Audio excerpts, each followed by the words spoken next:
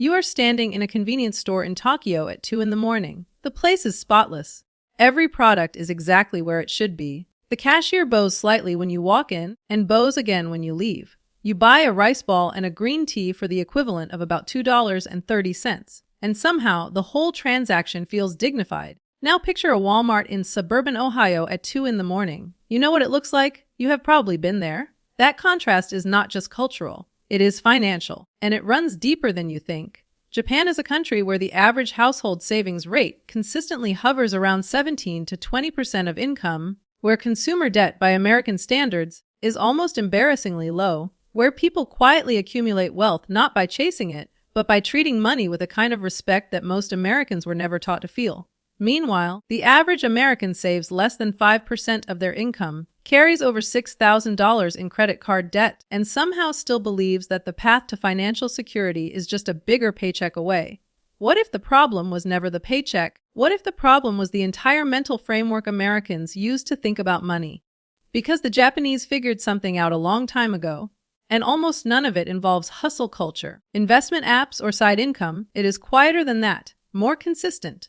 And honestly, it is kind of unsettling how well it works. Most Americans grew up with a very specific relationship with money. Earn it, spend it. If there is anything left, maybe save some. That is the default setting. It is not a plan. It is just what happens when no one teaches you anything better. You get your paycheck. Bills come out. Subscriptions you forgot you had come out. Dinner here, drinks there. A random Amazon purchase you made at 11 at night that you do not fully remember. By the time you actually look at your bank account, the money is mostly gone, and you tell yourself you will do better next month. This is not a personal failure. This is a system working exactly as designed. The American consumer economy is built to extract money from you before you even realize it is leaving. Stores are designed to make you linger. Apps are designed to make buying feel effortless. Notifications are designed to create urgency for things you never wanted until someone told you that you did. And the financial advice industry, the one that is supposed to help you, mostly just tells you to earn more, invest more aggressively, optimize your portfolio, track your macro-level budget categories. All of it assumes that the problem is a math problem, and some of it is, but most of it is a psychology problem, and that is exactly where the Japanese approach starts. There is a Japanese concept called Kakeibo. A woman named Motoko Hani created it, and it was published in a women's magazine as a household finance system. It is still widely used in Japan today, and when you first hear what it is, you might think it sounds too simple to matter. Kakeibo is a handwritten household budget journal. That is it. You write down what you earn. You write down what you spend. You do this by hand on paper every single day. No app, no spreadsheet, no algorithm, just your hand, a pen, and the slightly uncomfortable act of acknowledging where your money actually went. Here is why this is not as simple as it sounds.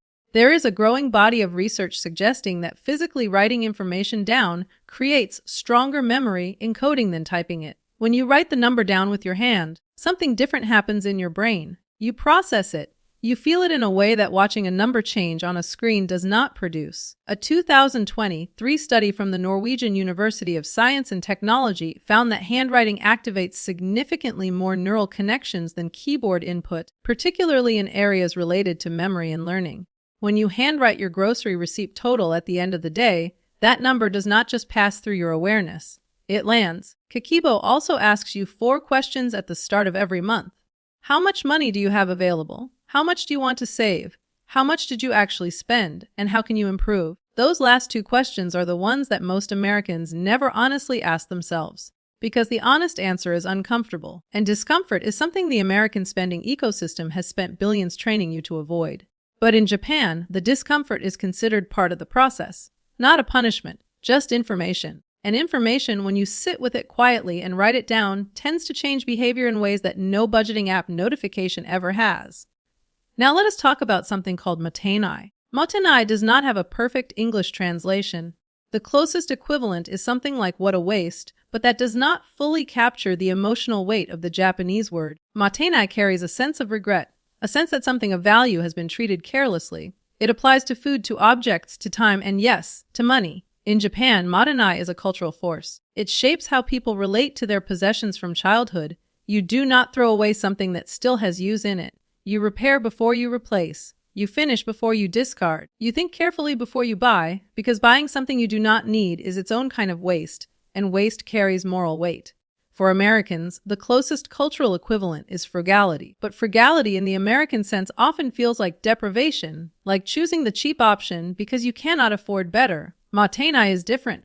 It is not about being unable to spend. It is about choosing not to waste. That distinction changes everything psychologically. Think about the last time you threw something away. A half-eaten meal. A shirt you wore once. A phone case for a phone you no longer own. In the American framework, that is just called moving on. In the Mottainai framework, each of those discards represents a small failure of stewardship. Not catastrophic, just something to be aware of. The financial impact of this mindset compounds over time in ways that are almost invisible until you step back and look at the full picture. If you buy fewer things because you are conscious of waste, you spend less. If you repair instead of replacing, you spend less. If you finish what you have before buying more, you spend less. None of these are dramatic acts of financial discipline. They are just small shifts in how you think about the objects in your life. The Federal Reserve's 2020 for consumer spending data shows that the average American household spends approximately $1,000 per year on clothing and apparel, and over $700 on recreational equipment and supplies. A meaningful portion of both categories goes toward items that are underused, duplicated, or replaced long before they wear out. Mottainai applied consistently across a household could quietly recover hundreds of dollars a year without ever feeling like sacrifice. There is another Japanese concept that applies here, and it is one that American culture has almost perfectly inverted. The concept is called ikigai, which most people have heard of in the context of life purpose. But there is a financial dimension to ikigai that almost never gets discussed in Western personal finance circles. Ikigai is essentially the reason you get up in the morning, your reason for being. And in Japanese culture, there is a long tradition of connecting work and daily life to something that is meaningful beyond income. Not a passion project in the Silicon Valley sense, something quieter. Something sustainable. The reason this matters financially is that Americans who feel disconnected from the meaning of their daily lives tend to compensate through consumption. This is not a harsh judgment. It is a well-documented psychological pattern. When work feels meaningless, when routine feels hollow, spending becomes a way of manufacturing stimulation, reward, and identity. You buy the thing because it feels like something is happening. Because the arrival notification provides a small hit of anticipation. Because the new object briefly makes life feel like it is moving forward. Research published by the American Psychological Association found that people who report higher levels of life meaning and purpose show significantly lower levels of impulsive spending, and are more likely to engage in consistent saving behavior. Japan consistently ranks among the highest countries in the world for life satisfaction measures connected to meaning and community. It also consistently ranks among the highest for household savings rates. That is not a coincidence. Now let us talk about one of the most quietly powerful financial habits in Japanese culture. It is called paying yourself first, but the Japanese version of it looks a little different than the American one. In Japan, there is a practice of setting aside savings immediately upon receiving any income before spending begins. This is not a new idea. Americans hear about this all the time, but the Japanese execution of it is stricter, more ritualized, and treated with a kind of seriousness that American culture tends to apply only to debt payments. In Japan, not meeting your savings commitment for the month is considered a failure of household management. Not in a dramatic way, just in the quiet way that failing to do something you committed to is acknowledged as a failure. No drama, just honest accounting.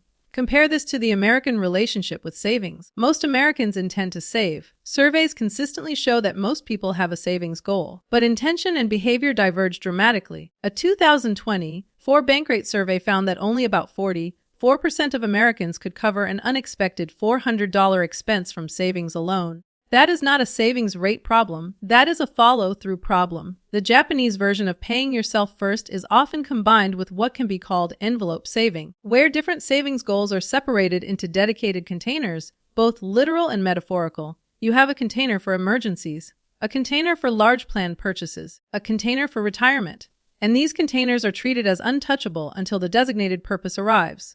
This sounds almost quaint by American standards, like something your grandparents might have done. But consider this. The American financial industry has built an entire ecosystem of products designed to help you automate exactly this behavior. Because it knows that without structure, Americans do not follow through. Japan did not need to build an industry around this. It built a culture. There is a Japanese phrase that gets used in financial contexts, and it translates roughly as earn 10, spend 7, save 3. That ratio, 70% spending, 30% saving, is considered a baseline standard of responsible household management in Japan, not a stretch goal, not an aspirational target, a floor. For most American households, saving 30% of income sounds like financial fiction. The median household income in the United States in 2024 was approximately $80,000 per year before taxes. After taxes, maybe $58,000 to $60,000, depending on state. Saving 30% of that take-home pay would mean setting aside roughly $17,000 to $18,000 per year. That number feels impossible to most people. And for many Americans dealing with student debt, housing costs, healthcare expenses, and childcare, it genuinely is impossible at current income levels. That is a real constraint that cannot be wished away with mindset shifts. But here is the honest question. For the Americans for whom it is not literally impossible, but just genuinely uncomfortable, how much of the gap is math and how much is habit? That is a question worth sitting with honestly, because the answer is different for every household. And most people, if they look carefully, find that the math portion of the gap is smaller than they assumed. The deeper principle behind earn 10, spend 7, save 3 is not the specific ratio. It is the underlying assumption that saving is not what you do with whatever happens to be left. Saving is the first thing you do. It is the non-negotiable line item. Everything else is planned around it, not the other way around. That inversion is what makes Japanese household financial behavior look so different from American behavior from the outside. It is not that Japanese households earn dramatically more. It is that they structured the sequence differently from the beginning. Let us talk about something that might be the most practically useful Japanese money habit for an American audience. It is called shoshin, and it means beginner's mind. In the context of finance, shoshin means approaching your money without the accumulated defensiveness, assumptions, and rationalizations that most adults carry into any conversation about what they earn and spend. It means looking at your financial situation with the same honest, unjudged curiosity that a person who has never seen money before might bring to the question. Most Americans have a very hardened set of financial beliefs. Some of those beliefs were formed in childhood by watching parents spend. Some were formed by a single bad experience with debt. Some were formed by a financial win that felt like proof of a strategy that was actually just luck.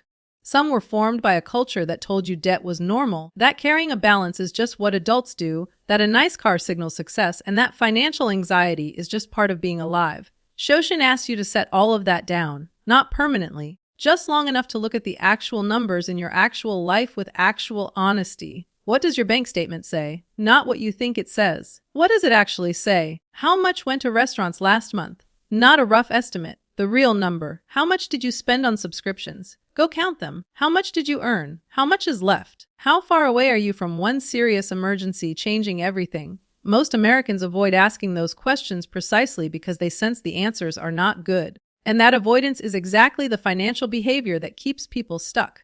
Not because ignorance is expensive in some abstract sense, but because problems you will not look at cannot be addressed. Shoshin removes the ego from the equation. In Japanese culture, admitting you do not know something, including how to manage your own money effectively, is not shameful. It is the beginning of learning. That cultural permission to not know changes how people approach financial self-education.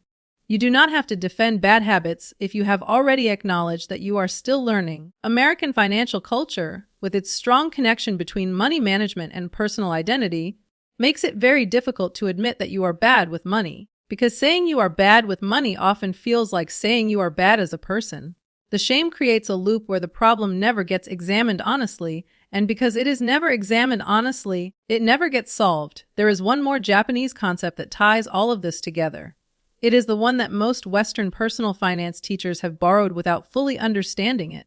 Kaizen, continuous improvement. Small, consistent, compounding progress over time. Most Americans know the word Kaizen from productivity culture, but its financial application is where it becomes genuinely transformative. Because Americans tend to approach financial improvement in the same way they approach fitness. They wait until the situation feels bad enough, then they attempt a dramatic overhaul, a total budget reset, a spending freeze, a financial cleanse. And then, when the overhaul turns out to be unsustainable, they return to baseline and feel like a failure. Kaizen says none of that is the path. The path is smaller than you think, almost embarrassingly small. What if you saved just 1% more of your income this month than you saved last month? Not 10% more, not 30% more, 1%. What if you reduced your food delivery spending by $20 this week? Not eliminated it, just reduced it. What if you tracked your spending for 3 days before you tracked it for 30? These improvements are so small that they feel meaningless. And that is exactly why they work when the dramatic overhauls fail. Small improvements do not trigger the psychological resistance that large demands create. They do not feel like punishment. They do not require you to completely transform your identity or your lifestyle. They just ask you to be slightly more intentional today than you were yesterday. And they compound. This is the part that gets lost in the American obsession with dramatic financial transformation. If you consistently improve your saving rate by 1 percentage point every few months, you will reach 30% in a few years without it ever feeling like a dramatic sacrifice. You will look back at where you started and barely recognize the financial behavior that once felt completely natural. A 2023 Vanguard analysis of investor behavior found that households who made small, consistent, incremental adjustments to their savings rate over a period of 5 years accumulated significantly more than households who made large, sporadic contributions. Consistency, even at small levels, consistently outperformed intensity at irregular intervals. Kaizen in numbers. Now here is the thing that pulls all of this together and that most Americans are not ready to hear. These Japanese money habits are not impressive because they involve some secret financial product or a smarter investment strategy. They are impressive because they are built on a completely different assumption about what money is for. In American culture, money is primarily understood as a tool for experiencing things, for consuming things, for signaling things, for the lifestyle that money unlocks. Even the concept of financial freedom, which Americans love, is framed primarily as the freedom to spend without restriction, freedom from having to think about money. In Japanese financial culture, money is understood differently. It is a resource that carries responsibility, a thing that can be wasted or preserved, a reflection of your values and your intentions, not a score. Not a signal, not a ticket to somewhere better. That difference in underlying assumption explains everything. It explains why Kakeibo still exists after more than a century. It explains why Mottainai shapes purchasing behavior. It explains why the savings habits are treated with the seriousness of a commitment rather than the flexibility of an intention. When money is primarily a resource to steward rather than a reward to spend, the entire psychology of financial decision-making changes.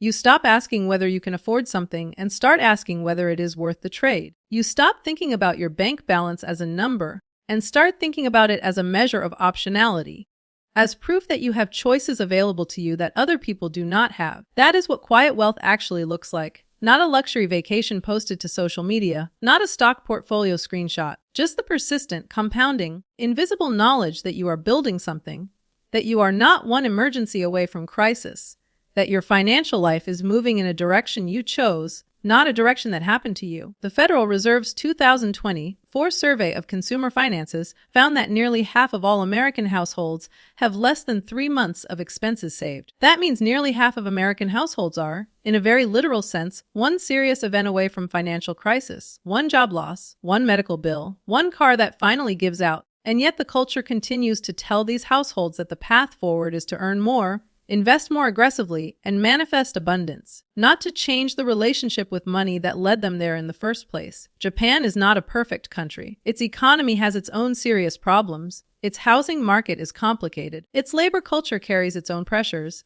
This is not a comparison designed to idealize a country. It is a comparison designed to surface a set of ideas that work. Kakeibo works because awareness changes behavior. Mottainai works because reducing waste has a direct financial impact. Ikigai works because people who feel their lives have meaning spend less on substitutes for meaning. Paying yourself first works because structure beats intention every single time. Shoshin works because honest self-examination is the starting point of any real change. And Kaizen works because small and consistent beats large and sporadic almost without exception. None of these require a higher income. None require a financial advisor. None require you to be good at math or spreadsheets or investing. They require something rarer in American culture. A willingness to slow down, look honestly at what you have, and treat money like it matters before it runs out. Because the Japanese figured out something that American personal finance culture has mostly missed. You cannot build a better financial future by spending faster toward it. You build it the way you build anything that lasts. Slowly, carefully, and without looking away.